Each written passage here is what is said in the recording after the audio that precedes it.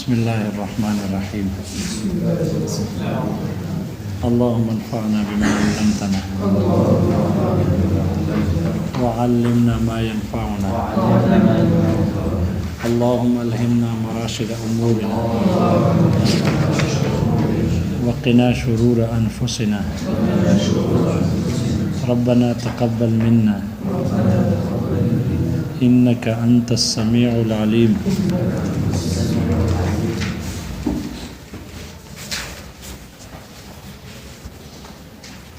بیان تغییر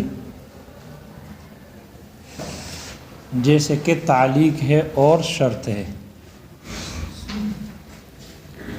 احناف کا اور شوافع کا عام کی تخصیص ابتدائی طور پر تخصیص کرنے میں اختلاف.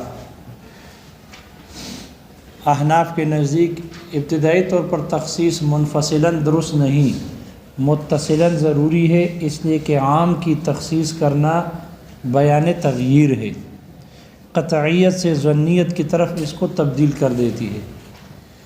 جبکہ شوافع حضرات کے نزدیک عام تخصیص سے پہلے بھی ظنی تھا، تخصیص کے بعد بھی ظنی ہے، اس لیے عام ظنی ہونے سے خارج نہیں ہوگا تخصیص سے. اس لیے تخصیص کرنے کی وجہ سے عام تخصیص جو عام کے لیے ہے یہ بیان تغییر نہیں ہے بلکہ بیان تقریر ہے. بیان تقریر ہے.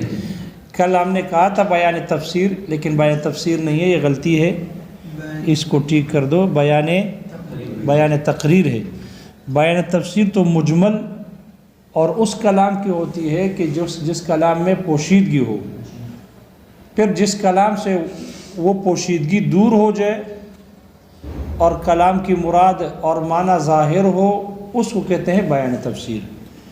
جبکہ عام تخصیص سے پہلے بھی شوافع حضرات کے نزدیک ظنی تھا اور تخصیص کے بعد بھی ظنی ہی ہے، اس لیے وہاں کوئی مبہم کی وضاحت نہیں ہوئی، اس لیے یہ بیان تقریر ہے، بیان تفسیر نہیں ہے، اس کو درست کر دے.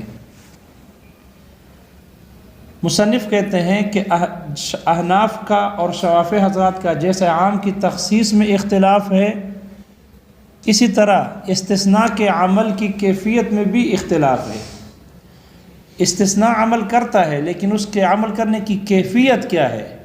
نتیجے پر دونوں متفق ہے لیکن کیفیت میں اختلاف ہے کہ استثناء کا یہ عمل کس کیفیت سے ہوتا ہے. ہمارے فقہا کہتے ہیں، احناف کہتے ہیں، استثناء یہ نام ہے مستثنیٰ ہو جانے کے بعد جو کلام مستثنیٰ ہو، مستثنیٰ ہو جانے کے بعد جو کلام باقی بچے اس کے تکلم کا نام ہے استثناء. گویا کہ مستثنیٰ کا تکلم کیا ہی نہیں ہے متکلم نے، تو مستثنیٰ کا تکلم بمع حکم کے متکلم نے اس کا تکلم کیا ہی نہیں ہے. جب تکلم ہی نہیں ہوا تو پھر اس کا حکم بھی ثابت نہ ہوگا. تو مستثنیٰ کی ہوئی مقدار وہ اپنے حکم سمیت متکلم نے گویا کہ اس کا تکلم کیا ہی نہیں ہے. متکلم نے صرف اس مقدار کا تکلم کیا ہے کہ استثناء ہو جانے کے بعد جو مقدار باقی بچے اس کا نام ہے استثناء. تو استثناء نام ہے تکلم بالباقی کا. مستثنیٰ ہو جانے کے بعد جو مقدار باقی بچے اس تکلم بالباقی کا نام ہے استثناء. مثال جیسے کہ لفلان علی الف الا مئۃ، فلاں کے میرے ذمے 1000 ہے سوائے 100 کے. کتنے واجب ہو گئے؟ 900 واجب ہو گئے. احناف کہتے ہیں استثناء نام ہے، اس 1000 میں سے جب 100 کا استثناء ہو گیا مستثنیٰ ہو جانے کے بعد اب جو کلام باقی بچا وہ 900 ہے.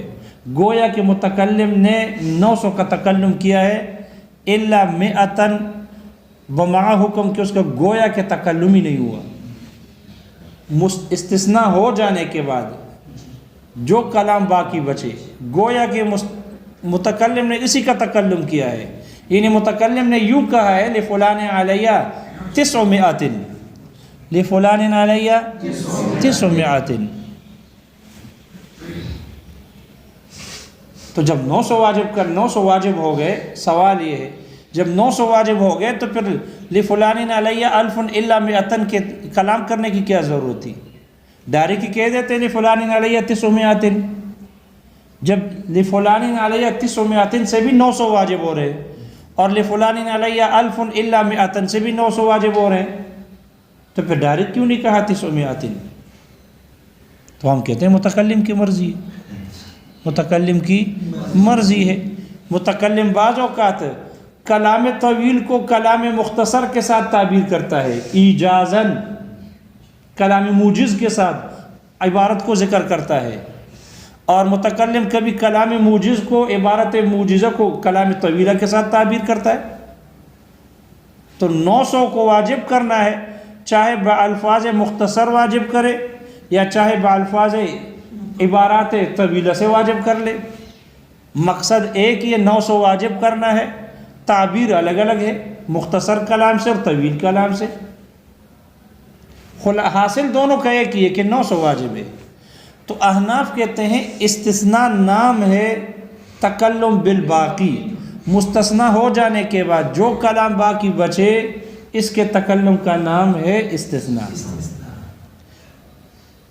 واجب کتنے ہو گئے اس میں؟ 900 ہوئے، لیکن کس کیفیت میں ہو گئے کہ جو استثناء ہو جانے کے بعد جو کلام باقی بچا اس کے تکلم کا نام ہے استثناء، اس کے تکلم کا نام ہے استثناء۔ تو یہ استثناء کے عمل کی اس کیفیت میں احناف اس کیفیت کے قائل ہیں۔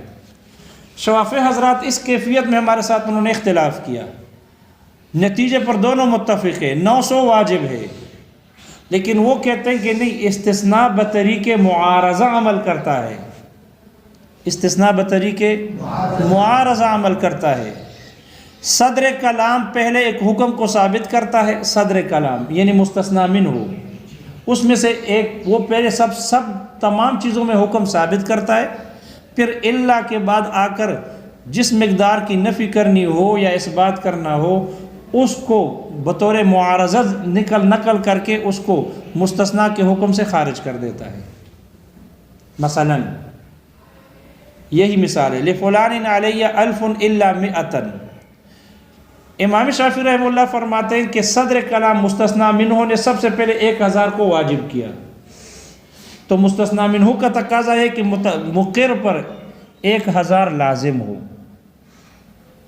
پھر الا مئتن استثناء نے آ کر اس 1000 میں سے 100 کو نکال دیا، فإنها ليست علیہ الا مئتن لفلان علیہ الف، فلان کے میرے ذمہ 1000 ہے، الا مئتن سوائے ان 1000 میں سے 100 کے، فإنها ليست علیہ، اس لیے کہ 100 مجھ پر نہیں ہے، 100 میرے ذمہ نہیں ہے۔ اب مستثنی منہ کا تقاضا یہ ہے کہ 1000 واجب ہو، اور مستثنی کا تقاضا ہے کہ 1000 میں سے 100 نہ ہو، تو 900 تو ہے لیکن 100 میں تعارض ہے، مستثنی منہ کا تقاضا ہے کہ یہ 100 واجب ہو اور مستثنی کا تقاضا ہے کہ وہ 100 واجب نہ ہو، مستثنی کے حکم سے نکل جائے، تو اس 100 میں تعارض آ گیا۔ امام شافعی رحمہ اللہ اس لیے جب 100 میں تعارض آ گیا تو اب یہ 100 مستثنی منہ کے حکم سے خارج ہو جائے گا، 100 واجب نہیں ہوگا کیونکہ تعارض آ گیا 100 میں، لہذا یہ 100 مستثنی منہ کے حکم سے خارج ہو جائے گا۔ لیکن متکلم نے 1000 کا تکلم کیا نہیں کیا؟ 1000 کا تکلم تو کیا، امام شافعی رحمہ اللہ فرماتے ہیں جب 1000 کا تکلم کیا ہے تو پھر اس پر ابتداءً 1000 واجب ہو گئے، الا استثناء کے ذریعے سے پھر 100 کو نکال دیا، تو اب 100 میں تعارض ہے، اس لیے 100 مستثنی منہ کے حکم سے خارج ہو جائے گا کہ 100 میرے ذمہ نہیں ہے، تو کتنے ہیں؟ 900 ہے۔ تو وہ بھی کہتے ہیں 900 ہے، ہم بھی کہتے ہیں 900 ہے، لیکن ہم کہتے ہیں مستثنی ہو جانے کے بعد جو کلام باقی بچا اس کا نام ہے استثناء، اور وہ کہتے ہیں نہیں، استثناء بطریق معارضہ عمل کرتا ہے کہ پہلے صدر کلام واجب ہو جاتا ہے، پھر صدر کلام استثناء کے بعد ان میں سے جتنے کو نکالا ہے 100 کو نکالا، تو اب 100 میں مستثنا اور مستثنا منہ میں تعارض آ گیا. مستثنا منہ 100 کو بھی واجب کرتا ہے اور مستثنا اس 100 کو نکالتا ہے وجوب سے، لہذا ان میں تعارض ہے. تعارض کی بنیاد پر یہ 100 مستثنا منہ کے حکم سے نکل جائے گا. لیکن 100 کا تکلم 1000 میں ہوا ہے، استثناء نے صرف 100 کے حکم کو روکا، مستثنا منہ کے حکم سے نکال دیا. الا استثناء نے 100 کو مستثنا منہ کے حکم سے نکالا ہے، استثناء نے 100 کے حکم کو روک دیا، یعنی مستثنا منہ سے نکال دیا، اس کے تکلم کو نہیں روکا، اس کے تکلم کو نہیں روکا. اس لیے کہ اسی 100 کا تکلم تو 900 کے ساتھ مل کر 1000 میں ہو گیا نا. اسی 100 کا تکلم 1000 میں ہو گیا، تکلم ہو چکا ہے. اللہ نے تکلم کو نہیں روکا، اللہ نے اس 100 کے حکم کو روک دیا، مستثنا منہ سے خارج کر دیا. پتہ نہیں یہ بات سمجھ میں آ رہی جی؟ اللہ نے 1000 میں سے اس 100 کے تکلم کو نہیں روکا، کیونکہ 1000 کا تکلم کیا اس نے. اللہ نے صرف اور صرف 100 کے حکم کو روک دیا اور مستثنا منہ میں داخل ہونے سے خارج کر دیا، لہذا 100 نہیں ہے. تو ہے ان کے نزدیک بھی 900، ہمارے نزدیک بھی 900. انجام پر مآل پر دونوں متفق ہے، لیکن کیفیت میں استثناء کے اس عمل کی کیفیت میں اختلاف ہوا.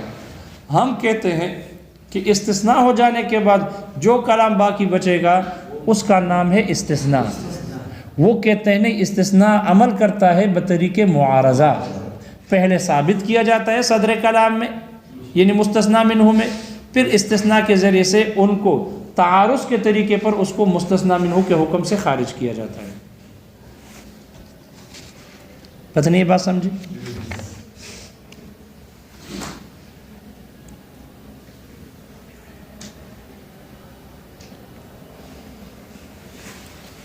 شوافی حضرات کہتے ہیں یہ ایسا ہی ہے جیسے کہ دلیل خصوص ہوتا ہے.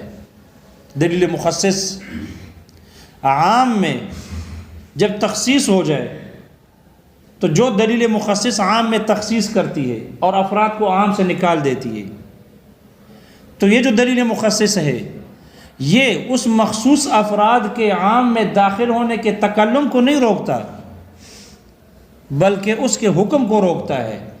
جن افراد کو عام سے نکالا گیا ہے تو عام کے حکم سے نکال دیا، عام کے تکلم سے نہیں نکالا. عام کے اندر اس کا تکلم ہو چکا تھا، پھر عام نے اس کو کیا کرتا، دلیل مخصص نے اس مخصوص افراد کو عام کے حکم سے نکال دیا. اس لیے دلیل مخصص جو ہوتی ہے یہ مخصوص افراد کو عام میں سے جن کو نکالا گیا، یہ ان مخصوص افراد کے عام کے حکم سے نکالتا تو ہے، حکم سے معنی ہے، ان کے تکلم سے معنی نہیں ہے. استثناء بھی بالکل اسی ہی طرح ہے، استثناء بھی اسی طرح عمل کرتا ہے کہ صدر کلام مستثناء میں اس کا تکلم ہو جاتا ہے، لیکن استثناء اس مستثناء کے حکم کو روک دیتا ہے اور مستثناء منہ کے حکم سے خارج کرتا ہے. اس پر وہ حضرات دلائل دیتے ہیں، مطولات میں ان کے دلائل موجود ہیں. وہ استدلال کرتے ہیں، لغت سے بھی استدلال کرتے ہیں، وہ استدلال کرتے ہیں کلمہ توحید سے بھی کرتے ہیں، اور کتاب اللہ کی آیات وغیرہ سے بھی استدلال کرتے ہیں، اجماع سے بھی استدلال کرتے ہیں وغیرہ ذالک. وہ کہتے ہیں اہل لغت کا اجماع ہے اس پر، اہل لغت کا اس پر اجماع ہے، اتفاق ہے کہ استثناء بطریق معارضہ ثابت ہوتا ہے. نفی سے اثبات ہوتی ہے اور اثبات سے نفی، نفی سے اثبات ہوتی ہے اور اثبات سے نفی. جاءنی زید جاءنی القوم الا زیدا، تو قوم کے لیے آنا اور زید کا آنے سے نکل جانا، یہ کلام مثبت سے زید کو نکال دیا تو وہ منفی ہو گیا. اور ما جاءنی القوم، قوم نہیں آئی الا زیدا، سوائے زید کے، تو قوم کے لیے نہ آنے کا حکم تھا اور زید کے لیے اثبات کا حکم ہوا. تو حضرات شوافی کہتے ہیں اہل لغت کا اتفاق ہے اس پر کہ استثناء بطریق معارضہ ہوتا ہے، نفی سے اثبات اور اثبات سے نفی کے لیے ہوتی ہے.